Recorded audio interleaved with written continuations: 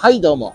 本日は以前のね、ライブにご覧になった方々はわかると思うんですけども、こちらの私の AZ ワゴン MJ21S なんですけども、単純にワゴン RMH21S なんですけども、こちらの車両がですね、12月で車検が満了となりまして、現在こちらを車検通そうとして車検を通しました。そうしましたらですね、排ガス検査、こちらの方で不合格となってしまいまして、車検の方が通りませんでした。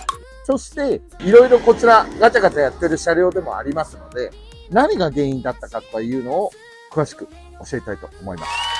カスタムされてる方なんかはね、車検の方で排ガス引っかかったりとかもありえますので、ワゴン R お乗りの視聴者さんは十分引っかかる可能性がありますので、よくご覧になっていただければと思います。それでは参りましょう。レッツゴー。ブラックノリオ TV 驚きを届けるちゃんたちの情熱どこまでも別所。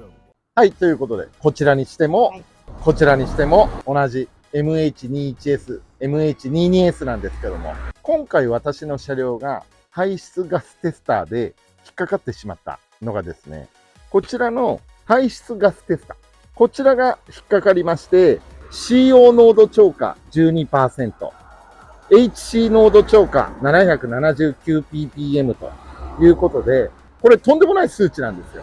通常だとこんな数値ありえないだろうというぐらいの数値となっておりました。ということで、私の車両は排ガステスターに引っかかってしまったということなんですけども、車検を受ける前に、私の車両は車検を通す前に競技車両的な要素が非常に強いので、純正の触媒をくり抜いて、触媒をストレートにしてあるんですよ。それなので、もともと排ガスは臭かったんですね。そして、じゃあ、車検なので、純正の触媒に戻して、そして車検に挑みました。そして、あえなく落検してしまったんですね。そしてその日に、とりあえずすぐできることとして、この車両ブーストアップしてあるので、年長をサブコンをつけて補正してあるんですね。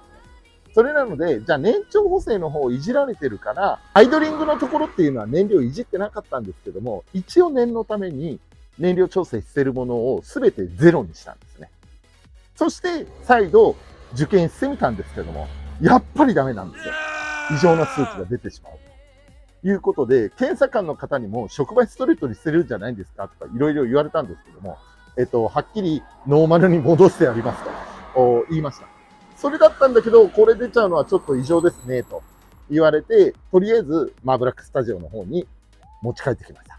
そして、いろいろ考えた結果ですね、何が原因かなと思って辿ってみたら、アクセルを5000回転とかちょっとブースト、負荷をかけたようなレーシングをすると、エンジンチェックランプが点灯しちゃうんですよ。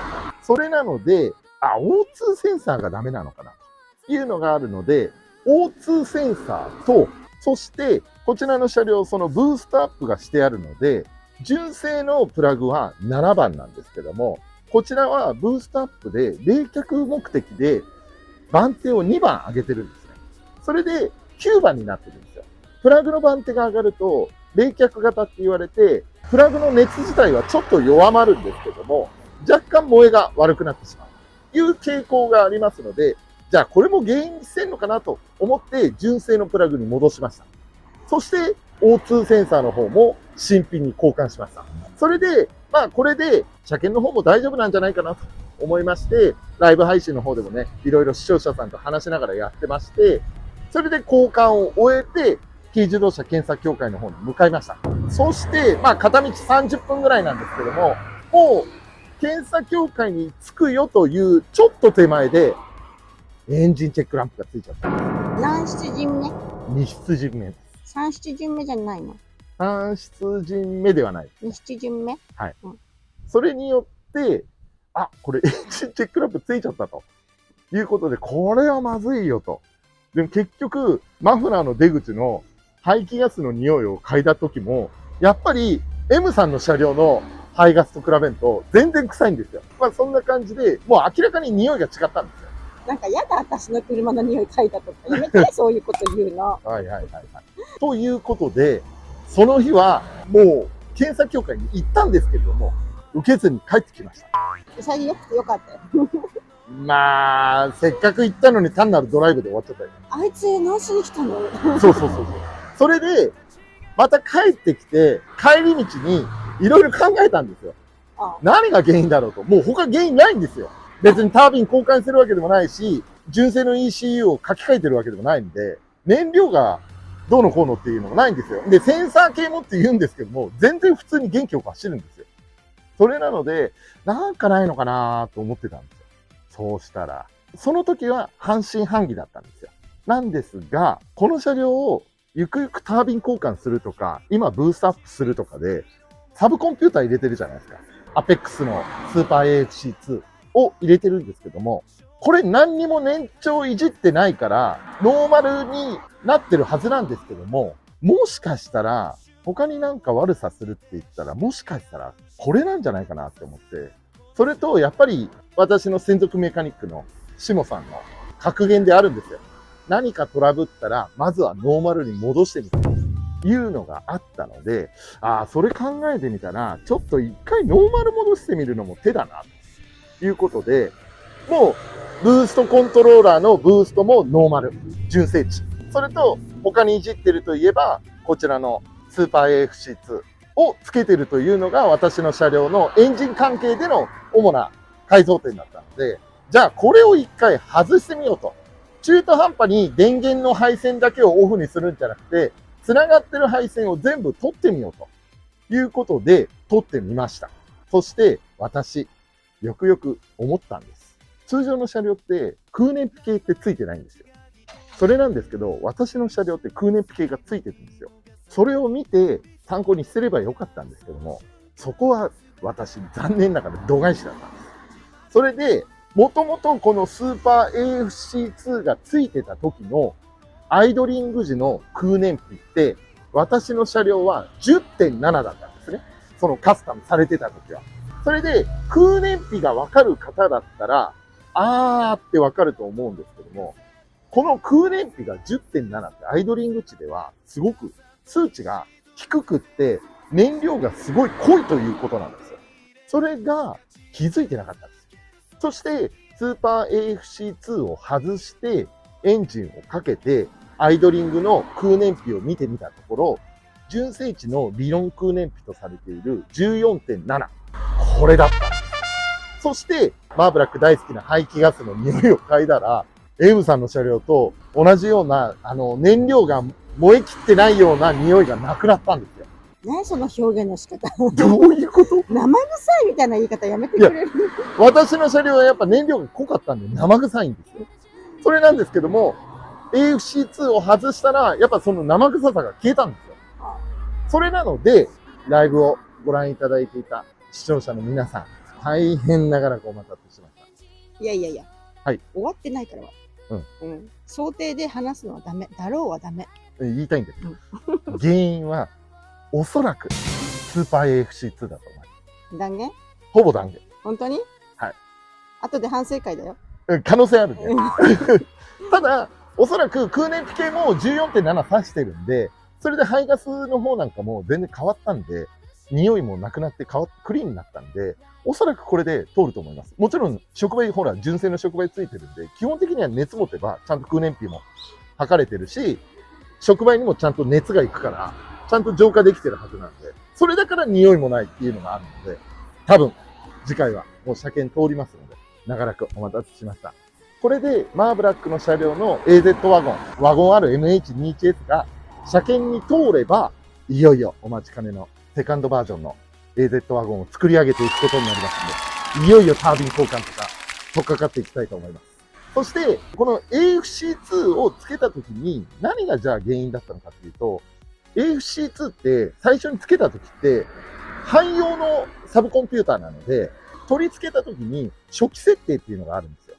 それで私の中では初期設定合わせたつもりだったんですけども、どうやらその空燃費が燃料が濃い状態になっちゃうっていうことは、どこかの設定がずれてたっていうのが可能性としては高いので、まあそこを車検通り終えて、また接続したら再接続、再セッティングして、まあちゃんときっちりね、合わせられるようにしたいと思います。そして、それを終えてから、いよいよ次、タービン交換に行きたいと思います。触媒ストレートと同様に、タービン交換を一緒にやりたいと思います。今度はボルトをねじ切らないように頑張りたいと思いますので。はい。頑張りたいって言うけど、はい1年と6ヶ月以内だよ。タービンは別に車検の時に戻す必要も特にないので、本当にはい、大丈夫です。自信満々だよね。だって、純正で使われてるタービンなんで、あ、そそれで燃長補正もちゃんと行うんで、基本的には大丈夫です。う基本的に、まず大丈夫です。うん、セッティングさえちゃんと取っちゃえば大丈夫です。ダメじゃん。人がダメじゃん。あなたの車両もこうなるから。そう、やめて。は通らないそれで、タービンを取り付けるとかにあたって、ボルトが舐めちゃったりとかするとね、おなじみのマーブラのふてくされがありますけども、もう散々やってきたので、視聴者さんは心配かもしれませんが、なんとかスムーズに作業をしていきたいと思いますので、楽しみにお待ちください。同じところでへこまないよね。イライラは。同じところでイライラもしないよね。ということで、なんとか車検の排ガステスターをクリアする術がね、見つかったので、まあこれでおそらく車検問題なくいけると思いますんで、ぜひ今後のね、私のワゴン R MH21S、AZ ワゴン MJ21S を変わっていく術をね、ぜひ楽しみにしていただければと思います。ということで、最後までご視聴いただき誠にありがとうございます。高評価やコメントとハイプ、または他の動画も配信しておりますので、ぜひ、軽自動車好きな方は、チャンネル登録の方よろしくお願いします。ということで、またお会いしましょう。さよなら。ということで、マーブラックの質問コーナー。はい、何でしょう。この動画で、はい、みんなが一番気になっていることがあります。はい。何だと思いますか？わかりません。わかりません。じゃあ、はい、検証してみましょう。何ですか？排ガスの匂いどうやって嗅いだの？もうマフラーあるじゃん。ほら、そこ行きな。はい。はい、エンジンかかってます。はい。はい。本当はよ。本当は、これはやっちゃダメよ。本当だったらこうやって、ちょっとこういう風にやったりとかあるけど、もう、僅差の匂いなんで、最悪だな、こいつ。なあ、これ言っちゃいました。はい。いや、本当に、最初ものすごい臭かったの。その時はもうここら辺でも、排ガス臭いなって分かってたの。だけど、調子良くなってから、やっぱ匂いがすごい薄らいじゃうから、薄らいじゃん。薄らいじゃうの。調子よく。うん。調子良くなるとよく燃えるから、だから、生ガスの匂いがしないのよ。そう、それだから、本当に大丈夫かなっていうので、こういう風にやりました。それ顔にさ、はい。汚いよね。いや、もう、しょうがないよね。もうこの相棒のさ、うん、私の大好きなこの相棒の、健康チェックね。健康チェックをクリアするための対策だから。で、それを4回やったんだ。いや、4回どころじゃないよね。実際もっとやってるよね。うん。まあでも、これで、通ると思います。はい。はい。じゃあ、出発前には、みんな必ず、はい、匂いを嗅ぐっていうのが。うん。うん。もうね、順番で言うと、原田さん、小野健さん、D スポさん、もう3人から、車検どうだったみたいな感じで、心配されました。落ちたよー。いろいろ、これやった方がいいんじゃないあれやった方がいいんじゃないとかいろいろ言ってもらってですね。みんながちゃんと助言してくれたんだね。3人の方々、ありがとうございました。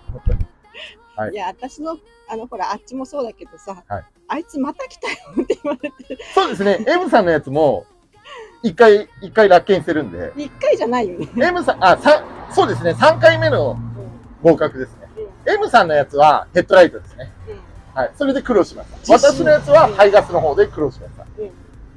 もう、嬉しそうにさ、自信満々に来てるあなたの姿を見て、検査官の人も、いや、今回もダメだよっていうのは本当心が痛いと思うんだ。いや、検査官の方も、私は正直、お願いしますって言ってる立場で言ってるんで、検査官の方が毎回、いや、申し訳ないって言われるんですけど、いやいや、とんでもないです。こちらが申し訳ないですっていう感じなんで、本当に検査官の方にはご迷惑をおかけしました。ありがとうございました。はい。ということで、またお会いしましょう。さよなら。車と夢心へ週に